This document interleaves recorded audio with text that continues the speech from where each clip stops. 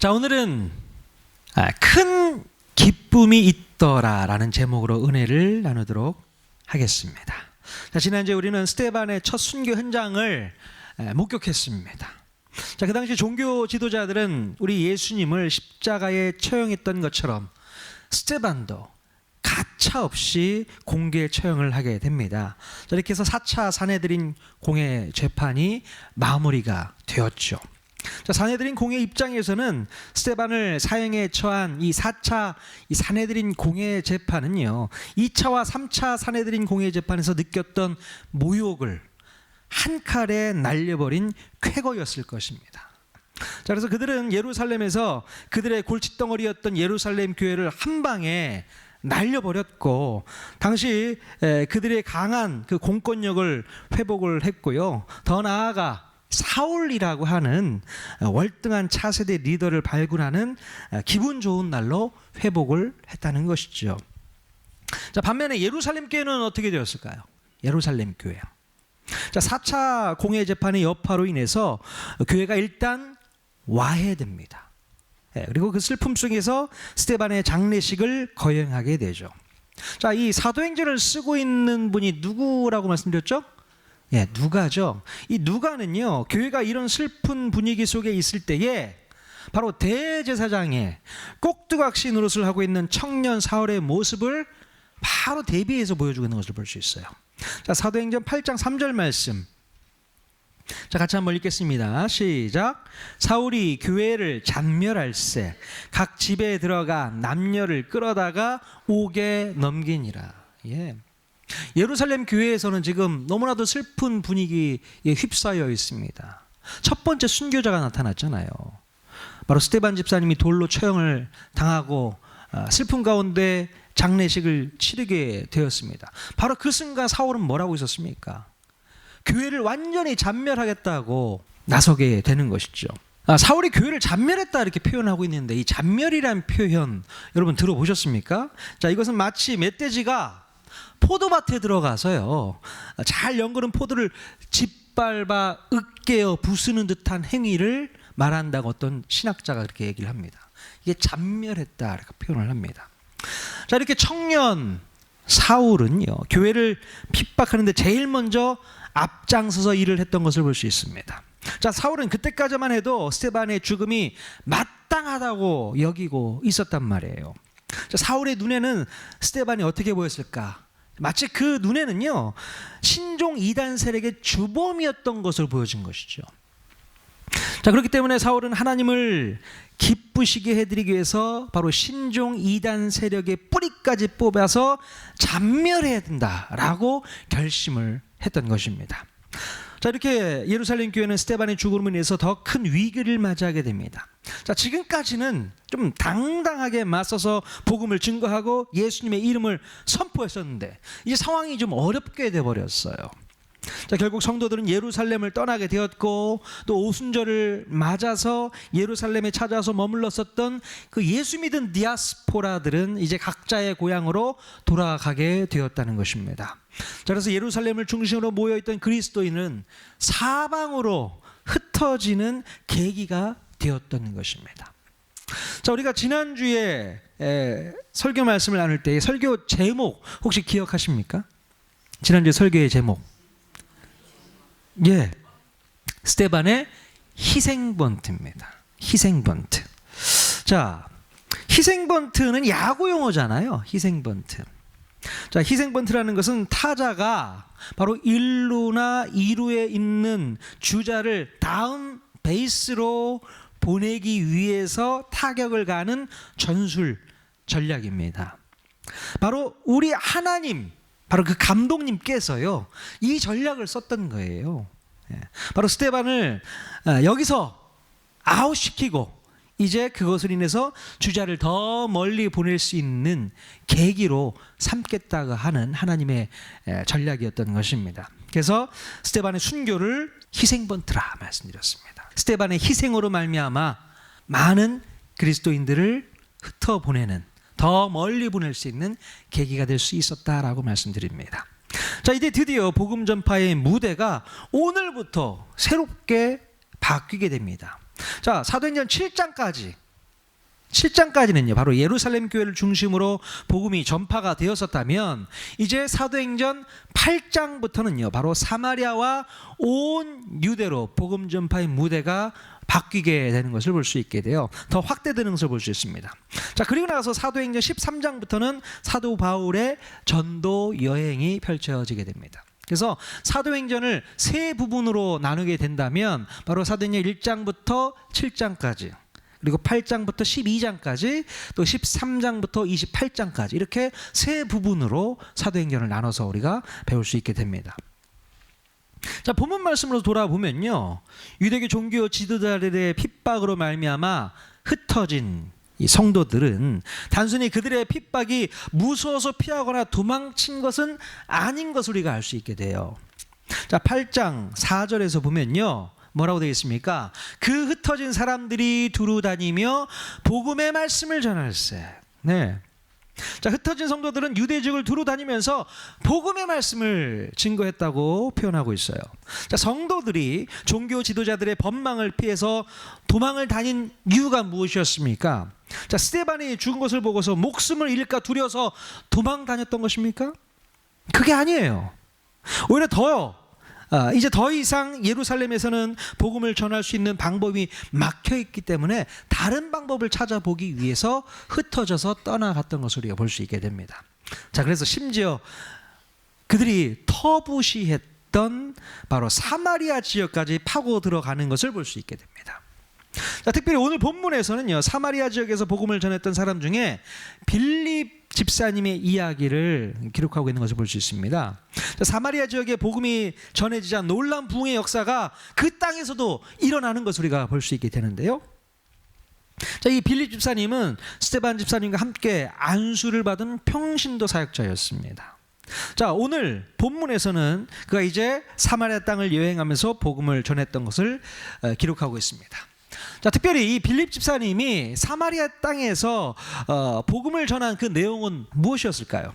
자, 5절에 보니까요 그리스도를 백성들에게 전했다 라고 표현하고 있어요. 그리스도, 여러분 그리스도가 무슨 뜻입니까? 예, 그리스도란 메시아라는 말과 똑같은 뜻을 갖고 있어요. 자, 그래서 히브리어로는 메시아라는 단어를 헬라어로는 그리스도라고 표현하고 있고요. 그리스도는 기름 부음 받은 자라는 뜻입니다. 옛날 유대 나라에서는 기름 부음 받은 사람이 누구였어요? 왕과 선지자와 또 제사장들에게 기름을 부어 세웠잖아요.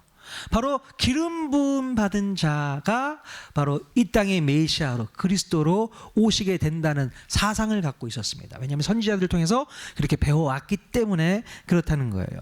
자, 그래서 빌립은요 사마리아 땅에서 복음을 전할 때에 어떤 코드를 가지고 복음을 전했냐면 바로 사마리아 민족이 오랫동안 기다려왔던 메시아가 이 땅에 오셨다라고 설명하고 있는 것입니다.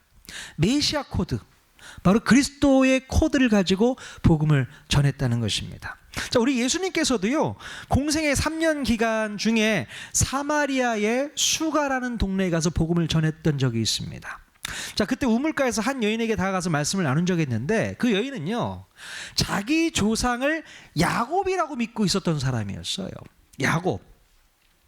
자, 아마도 그 여인뿐만 아니라 그 수가성에 있는 야곱의 우물 근처에 살았던 사람들은 조상 대대로 그들의 조상이 야곱이라고 생각을 하고 있었던 것 같습니다. 자, 그런데 여기서 잠깐 이 사마리아에 대한 역사를 한번 짚고 넘어가 보도록 하겠습니다. 자, 그때 당시 유대인들은요 사마리아 사람들을 상종도 하지 않았던 그런 상황이었어. 도대체 왜 그랬을까? 자, 왜냐하면 BC 한 8세기경 예수님이 오시기 전 BC 8세기경에 당시 북이스라엘이 아수르 제국에 의해서 멸망을 당하고 나서 아수르 제국의 정책에 따라서 사마리아를 비롯한 북이스라엘 지역에 타민족 사람들을 끌어다가 그곳에서 살게 했다는 것이고요. 그리고 그곳에 살고 있던 사람들을 또 끌어다가 다른 민족에게 심어놓고 정책을 폈다는 것입니다.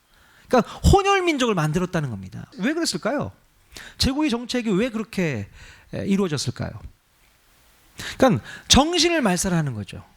자, 우리나라도 일본 제국에 의해서 핍박을 받았을 때에 언어를 빼앗겼잖아요. 그 나라의 생각과 사상을 완전히 말살시켜 버리는 거죠. 그래서 더 이상 반란을 일으키지 못하도록 하기 위한 제국의 정책이었습니다. 자, 그래서 그때 당시 북이스라엘 온 지역이 혼혈민족이 되어버렸습니다. 피를 섞어버렸어요. 자, 그래서 그때부터 800여 년 동안, 예수님이 오시기 전 800여 년 동안 유대민족은 사마리아 사람들을 그냥 이방민족으로 취급을 했던 것이죠. 자, 바로 비록 북쪽의 10지파 사람들이 오랫동안 살고 있던 지역이기는 하지만 어느 순간부터 이방민족의 혈통이 섞여 있다는 생각을 해서 그들을 같은 민족으로 여기지 않았다는 것입니다. 자, 그런데 오히려 이 사마리아 사람들은요, 자기 조상들을 누구로 여기고 있다고요? 야곱으로 여기고 있었단 말이에요. 그리고 심지어 그들도 메시아를 기다리고 있었다는 것을 바로 이 수가성 여인, 우물가에서 만났던 그 여인이 그 말을 통해서 우리가 배울 수 있게 됩니다. 자, 요한복음 4장 25절에 이런 말씀이 있습니다. 같이 한번 읽어보겠습니다. 시작. 메시아 곧 그리스도라 하는 이가 오실 줄을 내가 아노니 그가 오시면 모든 것을 우리에게 알려주시리이다. 네. 자, 예수님께서는 그 여인의 말에 그 메시아가 바로 나야, 자, 그렇게 설명을 해 주셨어요. 자, 그때부터 수가성 사람들 중에는 예수님을 메시아라고 믿는 사람들이 생겨났을 수 있을 것입니다. 자, 그런데 바로 이제 빌립은 이 사마리아 전 지역에서 그들이 관심 있어 하는 메시아에 대한 이야기를 증거하게 되었다는 것입니다. 그들이 관심 있어 하는 메시아, 그리스도가 누구인지를 설명하고 있는 것이죠. 자, 사도행전 8장 5절 말씀 같이 한번 읽겠습니다. 시작. 빌립이 사마리아 성에 내려가 그리스도를 백성에게 전파하니. 네. 그리스도가 누구인지를 전파했다는 거예요. 너희들이 기다려왔던 메시아가 누구냐, 이것을 설명해 주고 있었다는 것입니다.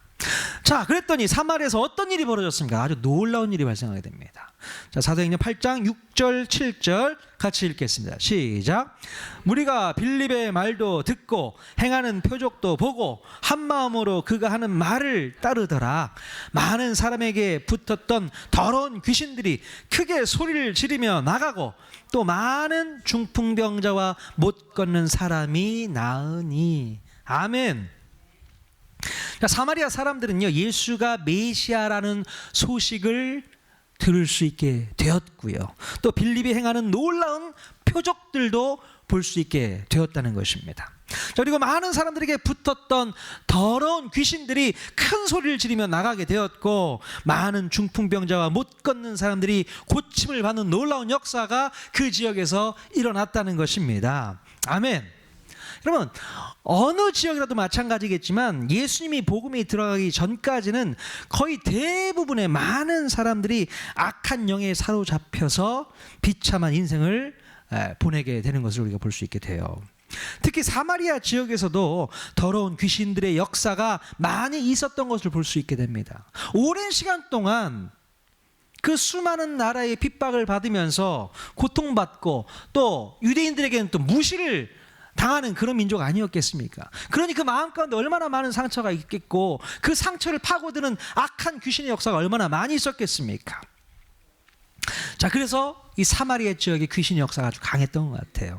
자, 성경에 의하면 귀신들이 어디에 붙어 있었다고 표현하고 있어요? 사람들에게 붙어 있었다, 이렇게 표현하고 있습니다. 귀신이 붙어 있었다는 거예요, 사람들에게. 여러분, 이렇게 주변에서 보면 귀신 붙어 있는 사람 혹시 보신 적 있으세요? 자, 우리 눈에는 보이지는 않지만 귀신들이 어디에 붙어 있다고요? 사람에게 붙어 있다고 성경에는 그렇게 기록하고 있습니다. 자, 그래서 귀신들은 사람들을 괴롭히고 고통스럽게 하고 파멸로 몰아가고 있다는 겁니다. 그게 바로 귀신의 역사인 것이죠. 자, 여러분, 오늘날에는 어떨까? 자, 이러한 악한 영에 대해서 우리가 자유로울 수 있을까? 한번 생각해 보셔야 됩니다. 물론 예수님을 믿고 구원받은 우리들은 마음 가운데 성령님이 찾아오셨기 때문에 자연스럽게 악한 영의 실체는 떠나가게 되는 줄로 믿습니다. 아멘. 자, 그러나 우리 안에 성령님께서 내주하고 계시지 않다면 악한 영은요, 오늘날에도 사람들을 괴롭히고 고통스럽게 하고 멸망으로 이끌어가고 있다는 것을 우리가 분명히 알아야 되는 것입니다. 요즘에 보통 사람들은요, 무슨 귀신 얘기를 한다든가 사탄 이야기를 꺼내게 되면 인상을 찌푸리게 돼요. 예. 사탄이나 귀신 같은 존재는 무슨 공포 영화 속에서나 나오는 그런 존재라고 생각합니다. 예. 자, 실제로는 존재하지 않는다라고 이렇게 생각하는 거예요. 그래서 교회에서 이런 사탄 이야기를 꺼내면 요즘 같은 4차 산업 혁명 시대에 무슨 그런 귀신 같은 얘기를 꺼내냐고 무시하거나 터부시하는 경향이 있어요. 꺼내지 말란 얘기입니다. 여러분, 이런 사람들이 바로 귀신의 밥이라는 거 아셔야 돼요. 왜 그럴까요? 사단은요, 사람들로 하여금 사탄을 부인하도록 만듭니다. 사탄이 어딨어? 귀신이 어딨어? 악한 영이 어딨다고 그래 요즘 세상에. 그렇게 얘기를 꺼내는 겁니다. 그런 사람일수록 사단에 사로잡혀 있는 사람일 확률이 높다는 것을 우리가 알아야 됩니다. 사단은 분명히 있죠. 귀신의 역사는 분명히 있는 줄로 믿습니다. 우리가 그걸 알고 들어가야 돼요. 여러분, 최근에 뉴스에 보면 오래전 세상을 떠들썩하게 했던 연쇄살인범이 잡혔다는 보도가 있었잖아요. 현재 교도소에 수감 중인 그가 또 추가 범행 사실도 자백을 했었는데, 도대체 그 사람은 어떤 사람이길래 그렇게 수많은 사람들을 죽음으로 몰아가게 되었을까? 그런 생각을 해보게 됩니다. 과연 제정신으로 그런 일들을 자행했을까? 여러분, 어떻게 생각하십니까? 아마도 그 마음 가운데 더럽고 악한 마귀가 그 마음을 지배하고 있었으니까 그것이 가능했겠다 생각은 됩니다. 귀신이 하게 만든 거잖아요. 악한 영이 어떤다고요? 사람에 붙어 다닌다고 하잖아요. 그 마음을 사로잡고 충동질을 하게 되는 것이죠. 사탄은 그 마음을 조종해서 다른 사람들을 폭행하고 죽이고 멸망으로 이끌어 간다는 것입니다. 그것이 사단의 목적이에요. 자, 며칠 전에 또 보도된 뉴스 가운데 이런 또 뉴스가 있었죠. 젊은 모 여 가수가 자살을 했다는 보도가 있었죠. 또 어제 잠깐 그 관련된 뉴스를 보게 되었는데요. 죽은 그녀의 집 앞에 새벽 음식 배송 업체의 택배 박스가 도착해 있었다라는 보도가 있었습니다. 아마도 그녀가 이제 죽기 전날 저녁 무렵에 다음 날 먹을 음식을 주문하지 않았을까, 이렇게 추측을 해보게 되는 것이죠. 자, 그리고 그녀는 특별히 어떤 유언을 남기지도 않았습니다. 유언도 안 남겼고, 또 오히려 전날에는요, 자신의 SNS에 신상품 백을 찍은 동영상을 올리는 그런 일도 했었다고 해요. 전혀 자살을 준비하는 모습이 아니었던 거예요. 그냥 일상적인 모습을 볼 수 있었습니다. 물론 우울증에 심하게 이제 힘들어했던 사실은 있었다고 하지만, 우울증 걸리는 사람이 다 자살을 하려고 계획하는 건 아니지 않습니까? 그런 생각은 전혀 없었던 것 같습니다. 자, 조심스럽게 예측해 보건데 악한 마귀가 그녀의 마음을 틈타고 들었지 않았을까, 이런 생각을 해보게 돼요. 자살을 하도록 충동질을 하지 않았을까, 갑자기? 그런 생각을 해보게 됩니다. 자, 그러니까 갑자기 자기 마음 가운데 역사하는 마귀의 작동을 바로 자기의 의지로는 멈출 수가 없었던 것이죠. 그래서 그런 젊은 나이에 안타깝게 세상을 등질 수밖에 없었다는 것입니다. 누가 그런 거예요, 도대체? 누가 그런 겁니까? 바로 사단, 귀신의 역사가 그런 것이라 저는 생각을 합니다. 자, 그러므로 여러분, 오늘 우리는 누구를 붙잡고 있어야 돼요? 예, 바로 우리는 예수 그리스도를 붙잡고 있어야 될 줄로 믿습니다. 여러분, 여러분 안에 누가 계십니까? 예, 우리 안에는 성령님께서 우리 마음을 주관하고 계신 줄로 믿습니다. 성령님께서는 오늘도 우리를 악한 마귀로부터 지켜 주시고 보호해 주시는 줄로 믿습니다. 여러분, 주님이 나와 함께 하신다는 확신이 정말로 있으세요? 그게 정말 믿어지십니까? 예, 만약에 이런 확신이 마음 가운데 들지 않는다면, 만약에 주님이 내 마음 가운데 계신다는 믿음이 생기지 않는다면, 우리는 언제든지 사탄의 공격에 노출되어 있는 위험한 상태에서 살고 있다는 것을 여러분 알고 계셔야 돼요. 언제든지 공격이 가능합니다. 사탄에게 노출되어 있어요. 위험한 상태예요. 우리 마음 가운데 확신이 있어야 됩니다. 아, 주님이 나와 함께 하시는구나. 나와 동행하시는구나. 오늘도 나를 지켜주시는구나. 그 믿음으로 이겨낼 수 있어야 되는 것입니다. 그 믿음이 없으면 우리 마음이 녹아지고 사탄에게 틈을 줄 수밖에 없는 것이죠. 그래서 그 틈을 이용해서 사탄이 들어와서 우리 마음을 완전히 빼앗아 가는 것이죠. 여러분, 주님이 나와 함께 하신다는 믿음이 없다면 저 같으면 단 하루도 못 살 것 같습니다. 여러분 어떠세요? 저는 그럴 것 같습니다. 단 하루도 못 살 것 같아요. 이 험악한 세상에 어떻게 우리가 살 수 있겠습니까? 나를 돌보시고 또 나를 이끌어 주시고 보호하시는 분이 계시지 않는다면 어떻게 즐거운 마음으로 하루하루를 살 수 있겠냐는 거예요. 늘 두려움과 공포심에 휩싸여서 벌벌 떨고 살지 않겠습니까? 어떻게 담대한 마음 가지고 세상을 살아갈 수 있겠어요? 여러분, 세상 사람들은요, 두렵지 않은 척하고요, 무섭지 않은 척하고 담대한 척 그러고 살고 있어요. 그러고 살아요. 그러나 그 마음속 깊은 곳에는 하나님과 멀어져 있는 관계의 단절로부터 오는 근본적이고 본능적인 두려움이 분명히 내재되어 있습니다. 두려움이 있어요.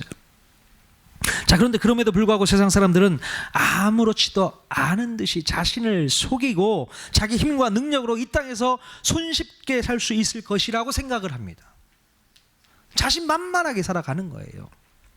여러분, 정말로 우리가 자기 힘과 능력으로 이 땅을 살아갈 수 있다고 생각하십니까? 어땠습니까? 자, 그것이 내 힘인 것 같고 내 노력인 것 같고 내 의지인 것 같아도 그것을 손쉽게 이룰 수 있는 악한 방법에 우리가 더 많이 의지하고 있다는 것을 우리가 깨달아야 합니다. 우리 마음 가운데 있는 죄의 본성은 이런 악한 방법들과 결탁하기가 너무 쉽습니다. 그리고 사탄이 우리의 죄의 본성을 자극하고 건드려서 악한 방법들을 사용하도록 권장하고 있다는 거예요. 사탄은 우리로 하여금 불법과 불의와 편법을 잘 활용할 수 있도록 부추긴다는 것입니다. 그래서 윗사람들에게 뇌물을 주고 불순한 대접을 통해서 청탁을 하는 것입니다. 또한 이런 경우도 있잖아요. 부모의 높은 직책을 이용해서 쓰지도 않은 논문을 썼다고 거짓말하면서 어떻게 해서든 남을 밟고 뛰어넘어서 더 좋은 학교, 더 좋은 직장을 따내고야 마는 그런 일도 많이 있어요. 여러분, 이것이 정당하다고 생각하십니까? 그렇지 않아요. 이건 불법입니다. 편법입니다. 마귀의 방법이에요. 근데 많은 사람들이 그런 일을 저지르고 있어요. 나만 잘 살면 되는 거 아니야? 나만 좋은 학교 들어가면 되고 나만 좋은 직장 들어가면 되는 거야. 그게 지혜로운 거지. 그렇게 할 수 있으면 해야지. 누가 붙이고 있는 거예요? 사단이 붙이고 있는 것입니다. 마귀의 방법이에요. 여러분, 사단은 우리로 하여금 고단한 인생길, 힘겨운 오늘을 술로, 담배로, 약물로, 유흥으로 이겨내라고 부추깁니다. 자, 그래서 알코올 중독자와 약물 중독자들을 만들어내고 변태 성욕자들을 양산하고 있는 것입니다. 자, 그런데 그것으로 끝나지 않습니다. 그들은 2차 또 3차 피해를 발생시키고 또 파멸로 몰아가고 있는 것이죠. 여러분, 알코올 중독자의 가정을 보면 어떻습니까? 평화로운 가정을 볼 수 있습니까? 가족 모두가 다 상처로 찌들어 있어요. 너무나 고통 가운데 살아가고 있는 것을 볼 수 있습니다. 또 그리고 그 상처를 가지고 또 다른 사람에게 또 피해를 끼치는 그런 사람으로 만들어지는 것을 우리가 볼 수 있게 돼요. 여러분, 변태 성욕자들은 무엇을 만들어냅니까? 에이즈를 또 확산하려고 해요. 얼마나 많은 에이즈가 요즘에 많이 확산되고 있어요. 여러분, 그거 아세요? 헌혈을 하는 곳에서요, 피 검사를 하잖아요. 피 검사를 하면 딱 나오잖아요. 이 사람 에이즈였네. 근데 그 에이즈라는 판정을 본인에게 알려줄까요? 안 알려줄까요? 안 알려준답니다. 그리고 그 피는 그냥 파기해버려요. 헌혈을 했는데도 불구하고 본인이 에이즈 환자인지도 모르는 경우도 있어요. 인권이기 때문에 알려주지 않는다고 합니다. 어떤 에이즈 환자는 일부러 더 헌혈을 해요. 왜요? 에이즈를 퍼뜨리려고. 악의가 있는 거죠. 사단입니다. 악한 영이 그 일을 하고 있어요. 도대체 왜 에이즈가 발생했습니까? 인간의 나쁜 그런 변태적인 성욕을 어떻게 하기 위해서 그런 악한 일들이 벌어지고 있지 않습니까? 우리가 정말 그것을 제대로 볼 수 있어야 돼요. 그럼 사단은 우리에게 쉽게 돈을 벌 수 있는 방법이 있다고 또 유혹을 합니다. 어떻게 하면 쉽게 돈을 벌 수 있을까요? 일단 남을 속이면 되는 거 아니겠습니까? 상대방에게 몰래 사기를 치면 손쉽게 돈을 벌 수 있습니다. 여러분 보이스피싱 당해보셨어요? 신기하게도 보이스피싱을 많이 당하는 분들이 있으시더라고요. 속이면 속아요. 그러면서 돈을 버는 것이죠. 요즘에 투자 사기도 얼마나 많이 있습니까? 투자를 막 하게 하고 그 돈 받아서 막 튀는 먹튀 얼마나 많이 있어요. 자, 그리고 사람들을 팔아서 먹고 사는 사람들도 많이 있습니다. 인신매매, 장기매매, 성매매 등을 통해서 쉽게 돈을 벌 수 있다라고 생각을 합니다. 여러분 사탄은요 사람을 인격적으로 보지 않습니다. 인격적으로 보지 않아요. 하나의 물건으로 취급하게 만들어 버린다는 것입니다. 그래서 그런 마음을 갖게끔 해서 사람을 팔아먹는 거 아니겠습니까? 장기를 팔아먹고 사람을 파는 성매매를 하고 이게 사단의 역사인 것이죠. 또 사람을 속여서 먹고 사는 사람들이 참 빈번하게 많은데 사람들이 먹는 음식에 불순물을 첨가해서 값싼 재료를 비싸게 파는 사람들도 있잖아요. 또 건설업체에서는 재료값을 아껴서 돈 좀 벌어보겠다고 부실 시공을 두려움 없이 진행하는 그런 사람들도 참 많이 있습니다. 여러분 사탄은요 끊임없이 일확천금의 기회를 놓치지 말라고 사람들에게 속삭이고 있습니다.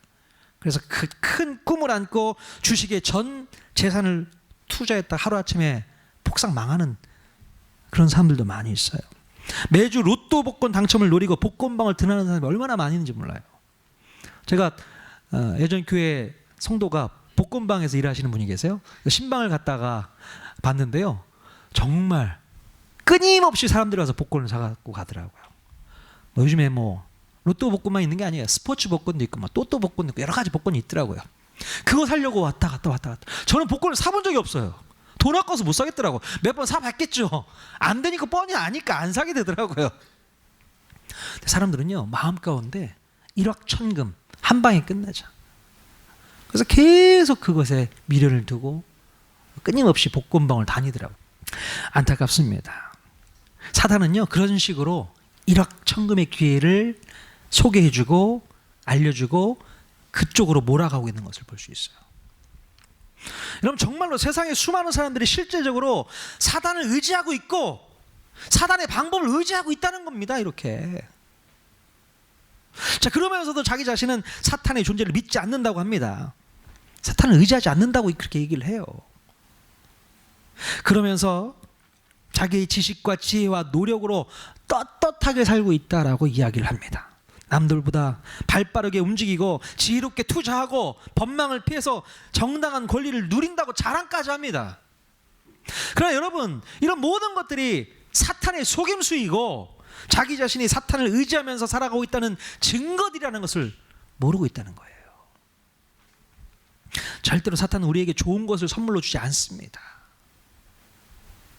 사탄이 우리에게 주는 것은 죽음과 절망과 좌절과 공포와 두려움과 미움과 거짓밖에 없어요. 세상 사람들은 사탄이 주는 선물을 충분히 받아 누리고 살면서 요즘 세상에 사탄이 어디 있고 마귀가 어디 있냐고 되물어요. 그들에게 충분히 이용당하고 있으면서도 불구하고 사탄이 어디 있다고 그러는 거야. 요즘 세상에 마귀가 어디 있다고 그래. 그렇게 얘기하고 있어요. 여러분 우리가 믿는 복음, 저와 여러분이 믿는 복음은 어떻습니까? 바로 이 복음은요 사탄의 실체를 낱낱이 드러내는 능력이 있는 줄로 믿습니다. 교회 와야지 이런 얘기를 들을 수 있는 거 아니겠습니까? 세상 어디에서 이런 얘기를 들을 수 있어요? 바로 예수 그리스도의 복음이 사탄의 실체를 낱낱이 드러내 보여주고 있다는 겁니다. 우리가 믿는 복음은 악한 세력들을 몰아내는 능력이 있습니다. 우리가 믿는 복음은 좌절과 절망적인 상황을 기쁨과 감사로 바꾸는 능력이 있는 줄로 믿습니다. 우리가 믿는 이 복음은 죽음의 길에서 생명의 길로 인도하는 능력이 있는 줄로 믿습니다. 오늘 읽은 본문 맨 마지막 구절에 어떤 말씀이 있어요? 사도행전 8장 8절, 우리 힘있게 한번 같이 읽어보겠습니다. 시작. 성에 큰 기쁨이 있더라. 아멘. 그럼 복음이 선포된 곳에는요, 하나님의 나라가 임하게 되고, 또 하나님의 나라가 임한 곳에는 어두움이 물러가게 되어 있습니다. 또 어두움이 물러가게 되면 그때부터 생명은 시작되고 감사와 기쁨이 새롭게 시작되는 줄로 믿습니다. 그럼 오늘 본문 말씀에서 사마리아의 주의 복음이 증거되자 정말로 귀신이 떠나가게 되고 병든 자들이 치유를 받게 되고 큰 기쁨이 있게 되었다고 이야기를 하고 있죠. 바로 이것이 에덴 동산의 회복이 되는 줄로 믿습니다. 에덴 동산의 회복. 여러분, 에덴이란 말 뜻이 무슨 뜻이에요? 기쁨이란 뜻입니다. 빼앗겼던 기쁨을 다시 회복하는 것, 에덴을 회복하는 것, 이것이 우리의 삶 가운데 이루어져야 될 줄로 믿습니다. 바로 우리의 가정, 우리의 교회, 우리의 직장, 우리의 나라가 에덴 동산의 회복이 분명히 있어야 될 줄로 믿어요. 아멘. 여러분, 예수님 잘 믿고 이런 좋은 선물 받을 수 있기를 바랍니다. 이게 복음이에요. 예수 잘 믿으면 내 삶을, 우리 가정을 빼앗으려고 호시탐탐 노리고 있는 악한 세력들, 마귀 귀신으로부터 벗어날 수 있습니다. 그들로부터 자유할 수 있게 돼요. 내 안에 하나님의 나라가 선포되어지고 그 나라가 선포되어지면 우리 안에 있는 어두운 것들이 다 물러가게 되어 있습니다. 우리 마음 가운데 좌절과 절망이 기쁨으로, 감사로 바뀌게 되는 것입니다. 그게 정말 기쁜 선물 아니겠습니까? 그게 제일 좋은 선물이죠. 근데 여전히 사탄은 세상 사람들에게 내가 주는 선물이 좋은 선물이야, 그렇게 속이고 있어요. 잘못 가르치고 있다고요. 그래서 사단은 오늘도 이런 에덴 동산의 회복을 방해하기 위해서 교회를 잔멸하고 믿는 사람들을 핍박하고 세상의 비방거리로 계속 만들어 나가는 일들을 계속하고 있다는 것입니다. 사울이 그랬잖아요. 사울이. 정신 바짝 차리셔야 됩니다. 사단은 우리를 가만 놔두지 않습니다. 계속해서 교회를 잔멸시킬 겁니다. 교회를 비방거리로 계속 만들어낼 겁니다. 거봐라, 교회가 뭘 잘하냐, 저렇게 욕만 먹고 있지 않느냐. 사단의 역사입니다. 그래서 믿는 사람들을 핍박하게 되고 교회를 못 나가게 만들고 예수를 못 믿게 만들고, 그들의 목적이 바로 그런 거 아니겠습니까? 한 영혼이 구원받는 것을 그렇게 싫어합니다. 저는 오늘 이 설교를 준비하면서 기도 많이 했어요. 악한 마귀가 틈타지 못하도록 기도하면서 이 말씀을 선포합니다. 여러분, 마음 가운데 있는 모든 악한 영의 세력들 예수의 이름으로 다 떠나갈 수 있기를 바랍니다. 이 교회가 언제든지 사단이 틈살 수 있는 공간일 수 있어요. 그러나 예수의 이름으로 분명히 물리쳐야 될 줄로 믿습니다. 우리 마음, 우리 가정, 이 나라까지도 사단의 손아귀에서 우리는 벗어나야 됩니다. 예수의 복음으로 벗어날 줄로 믿습니다. 그래서 우리는 큰 기쁨을 회복하는 놀라운 축복, 그 축복으로 우리가 하나님 앞에 영광 올려드리는 저와 여러분 모두가 다 되시기를 주님의 이름으로 간절히 축원드립니다. 아멘.